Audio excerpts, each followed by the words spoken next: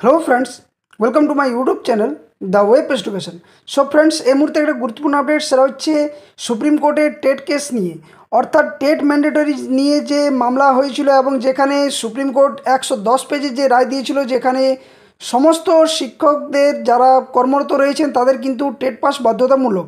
তো এই নিয়ে কিন্তু সুপ্রিম কোর্ট গত 1 সেপ্টেম্বর কিন্তু রায় দেয়, যেখানে বলা হয় যে যাদের 5 বছরের উপরে চাকরিরত অবস্থা যারা রয়েছে, অর্থাৎ সময়কাল রয়েছে, তাদের কিন্তু টেট পাস করতে হবে এবং সেটাও আবার 2 বছরের মধ্যে। যদি না তারা টেট পাস করেন, অর্থাৎ ট্রেন্ড হন বা টেট পাস না করেন, তাহলে কিন্তু তাদের ক্ষেত্রে স্বেচ্ছায় পদক্ষেপ অথবা সরকারি তরফ থেকে তাদেরকে বরখাস্ত করার একটা নির্দেশ কিন্তু দেওয়া হয় সুপ্রিম কোর্টের রায়ের ভিত্তিতে।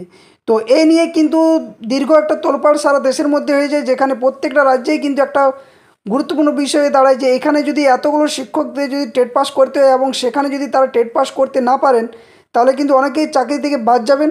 এবং যার পরিপ্রেক্ষিতে একটা নতুন কিন্তু মামলা দায়ের হয়ে গেছে সুপ্রিম কোর্টে। তো এই মামলার দায়ের হয়েছে গত 16 তারিখে, অর্থাৎ 16 সেপ্টেম্বর, যে সুপ্রিম কোর্ট যে রায় দিয়েছিল, যেখানে সকল শিক্ষকদের যে টেট পাস বাধ্যতামূলক, তার বিরুদ্ধে কিন্তু মামলার ভিত্তিতে কিন্তু উত্তরপ্রদেশ সরকার কিন্তু পদক্ষেপ নিয়েছে। তো এই মামলার কী স্ট্যাটাস রয়েছে, কেস স্ট্যাটাস সম্পর্কে জানবো, মামলার সম্পূর্ণ তথ্য, অভিজ্ঞ শিক্ষকদের ভবিষ্যতে বা কী হতে চলেছে, অন্যান্য রাজ্যের ভূমিকা কী রয়েছে এখানে, বা টেট পাস নিয়ে আরও কি কোনো নতুন জটিলতা তৈরি হচ্ছে, তার সম্পূর্ণ তথ্য এক এক করে আপনার সামনে তুলে ধরার চেষ্টা করব এই ভিডিওর মধ্যে দিয়ে। তো অবশ্যই সকলে ভিডিওর শেষ পর্যন্ত দেখুন, আর যারা চ্যানেলে নতুন আছেন চ্যানেলটি সাবস্ক্রাইব করুন, পাশে থাকা বেল নোটিফিকেশন করুন, যাতে করে এই ধরনের সমস্ত গুরুত্বপূর্ণ কেস আপডেট, নিউজ নোটিফিকেশন তথ্য আপনার সামনে তুলে ধরতে পারি। আর ভিডিওটি দেখার সাথে সাথে বলবো একটা লাইক করবেন, শেয়ার করবেন এবং হাইপ বাটনটা ক্লিক করতে কেউ কিন্তু ভুলবেন না। তো চলুন প্রথমত কেস স্ট্যাটাস কী রয়েছে সেটার মামলার বিষয়ে একটু জানার চেষ্টা করি। তো আপনারা দেখতে পাচ্ছেন স্ক্রিনের মধ্যে যে ডায়েরি নাম্বার এখানে দেওয়া রয়েছে 53434, অর্থাৎ এই যে মামলাটা সেটা 2025 তারিখে হয়, যেটা state of Uttar Pradesh versus Anjuman Ishaat ই তালিম ট্রাস্টের মধ্যে এই মামলা হয়েছে। এবং এটা কিন্তু গত 16 তারিখে কিন্তু এই মামলা কিন্তু লিস্টেড, মানে মামলাটা দায়ের করা হয় উত্তরপ্রদেশ সরকারের তরফ থেকে, যে সুপ্রিম কোর্টে যে রায় দিয়েছিল সেই রায়ের বিরুদ্ধে। তো এখানে যে প্রেজেন্ট লাস্ট লিস্টেড কোনো কিন্তু এখনও পর্যন্ত দেখা যায়নি। কবে শুনানি হবে সেটা কিন্তু বলা হয়নি, কোন কোন বিচারপতি ডিভিশন বেঞ্চে শুনানি হবে সেটাও কিন্তু বলা হয়নি এখনও পর্যন্ত। তবে পিটিশনারদের তরফ থেকে যারা থাকছেন সেটা হচ্ছে the state of Uttar Pradesh basic education department secretary, এবং রেসপন্ডেন্টস হিসেবে থাকছেন আঞ্জুমান ইসাত ই তালিম ট্রাস্ট সেক্রেটারি। তো আমরা যদি নিচের দিকে স্ক্রল করি তাহলে দেখতে পাবো পরের পেজের মধ্যে যে এই যে মামলা রয়েছে, সেখানে যদি আমরা আর্লিয়ার কোর্ট ডিটেলসে যদি দেখি, তাহলে গত 1 তারিখ যার কেস নাম্বার আপনারা দেখতে পাচ্ছেন, এর যে কেস নাম্বার রয়েছে, এই কেস নাম্বার ভিত্তিতে কিন্তু গত সুপ্রিম কোর্টে গত 1 তারিখ অর্থাৎ 1 সেপ্টেম্বর এই মামলাটি যে রায়, সেই রায়দান কিন্তু দিয়েছিল 110 পেজের। এবং এটাতে কিন্তু এখনও যে জাজমেন্ট বা চ্যালেঞ্জ সেটা কিন্তু ইয়েস দেখাচ্ছে, অর্থাৎ এই মামলার ভিত্তিতেই কিন্তু মামলা হয়েছে, উত্তরপ্রদেশ সরকার করেছে এই যে নতুন কেস বা যে মামলা সেটা। তো কী ঘটতে চলেছে বা কী হতে চলেছে, মামলার কী গুরুত্ব কী রয়েছে, তার ডিটেলস আমরা যেমনভাবে প্রত্যেকটা কেস আপডেটে বাংলাতে আলোচনা করি, ঠিক একইভাবে এখানেও আলোচনা করার চেষ্টা করছি। তো কেউ স্কিপ না করে শেষ পর্যন্ত দেখুন, তাহলে এই সমস্ত বিষয় বা তথ্যগুলো আপনারা যথাসময়ে বুঝতে পেরে যাবেন। তো এখানে বলা রয়েছে যে টেট ম্যান্ডেটরি, সকল শিক্ষকদের টেট পাস বাধ্যতামূলক, সুপ্রিম কোর্টের রায়ের বিরুদ্ধে উত্তরপ্রদেশের পদক্ষেপ। তো টেট ম্যান্ডেটরি নিয়ে কী বলা হচ্ছে না, সম্প্রতি ভারতের সুপ্রিম কোর্ট সারা দেশে শিক্ষকদের জন্য শিক্ষক যোগ্যতা পরীক্ষা অর্থাৎ টেট, যারা টিচার্স এলিজিবিলিটি টেস্ট, সেটা বাধ্যতামূলক করার কিন্তু নির্দেশ দিয়েছে সুপ্রিম কোর্ট। এই রায় নিয়ে সারা দেশের শিক্ষক মহলে ব্যাপক আলোচনা ও বিতর্ক শুরু হয়েছে। তবে এই রায়ের বিরুদ্ধে প্রথম পদক্ষেপ নিল উত্তরপ্রদেশ সরকার। রাজ্যের মুখ্যমন্ত্রী এই রায়ের বিরুদ্ধে একটি রিভিউ পিটিশন দাখিল করার জন্য রাজ্যের যে প্রাথমিক শিক্ষা দপ্তরকে কিন্তু নির্দেশ দেওয়া হয়েছে, এবং যার ভিত্তিতে মামলা দায়ের হয়ে গেছে। তো এখানে উত্তরপ্রদেশ সরকারের অবস্থান কী রয়েছে মামলার ভিত্তিতে, তো এখানে বলা হচ্ছে যে উত্তরপ্রদেশ সরকার এই পদক্ষেপের পিছনে মূল কারণ হলো রাজ্যের অভিজ্ঞ শিক্ষকদের স্বার্থ রক্ষা করা। রাজ্যের মুখ্যমন্ত্রীর মতে যে সমস্ত শিক্ষকরা দীর্ঘদিন ধরে সরকারি প্রশিক্ষণ নিয়ে নিষ্ঠার সাথে কাজ করে আসছেন, তাদের অভিজ্ঞতা এবং যোগ্যতাকে উপেক্ষা করা অনুচিত। তিনি তার টুইট হ্যান্ডেলেও কিন্তু জানিয়েছিলেন হিন্দি এবং ইংরেজি উভয় ভাষাতে, যে এই বার্তা দিয়েছেন যে যা এই বিষয়ে সরকারের অবস্থানকেও কিন্তু আরও স্পষ্ট করেছে। সরকারের এই পদক্ষেপটি সুপ্রিম কোর্টের রায়ের পর কোনো রাজ্য সরকারের পক্ষ থেকে প্রথম আনুষ্ঠানিক কিন্তু এই প্রতিক্রিয়া নেওয়া হলো, এবং এটা কিন্তু সত্যি একটা বিচক্ষণ ব্যাপার, যেখানে সুপ্রিম কোর্টের যে রায়, সে রায়ের বিরুদ্ধে কিন্তু আবারও মামলা হয়েছে সুপ্রিম কোর্টে, এবং যেটা প্রথম করে দেখালো সেটা হচ্ছে আমার এই উত্তরপ্রদেশ সরকার।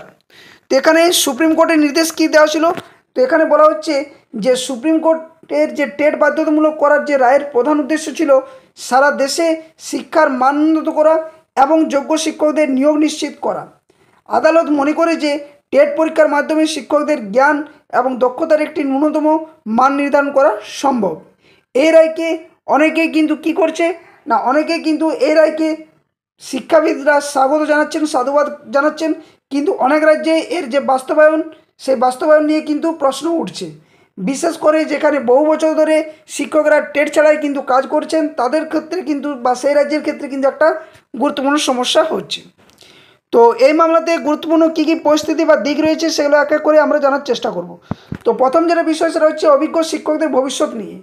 তো উত্তরপ্রদেশ সরকারের এই পদক্ষেপের ফলে রাজ্যের হাজার হাজার অভিজ্ঞ শিক্ষকের ভবিষ্যৎ সুরক্ষিত হতে পারে বলেও আলোচনা করা হচ্ছে বা জানা যাচ্ছে। যারা বছরের পর বছর ধরে শিক্ষকতা করছেন তাদের জন্য এই পদক্ষেপ একটি বড় স্বস্তি কিন্তু হতে পারে, যা মামলা হয়েছে সুপ্রিম কোর্টের রায়ের বিরুদ্ধে। তো শিক্ষার মানের উপর প্রশ্ন কী থাকছে না, টেট বাধ্যতামূলক না হলে শিক্ষার মানের উপর তার কী প্রভাব পড়বে তা নিয়ে কিন্তু বিতর্ক রয়েছে।